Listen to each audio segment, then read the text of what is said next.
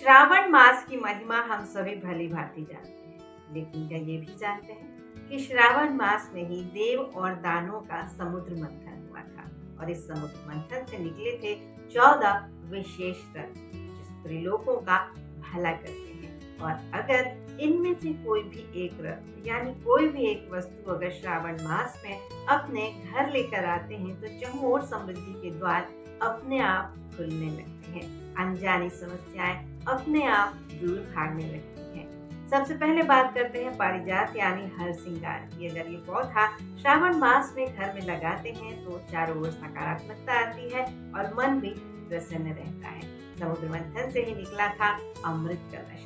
श्रावण मास में अगर धातु का कलश लाकर घर में उसकी स्थापना करते हैं तो रोग, शोक और सभी तरह की परेशानियां अपने आप दूर होने लगती हैं और आर्थिक तंगी भी दूर होने लगती है।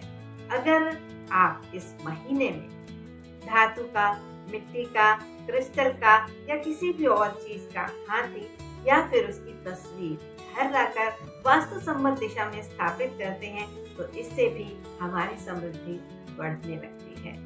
और समुद्र मंथन से ही निकली थी कामधेनु गाय। अगर इस महीने में कामधेनु गाय की प्रतिकृति घर में लाते हैं और वास्तु सम्मत दिशा में लगाते हैं तो मनोकामनाओं की पूर्ति होने लगती है। जो हम मन में सोचते हैं वो अपने आप घटित होने लगता है।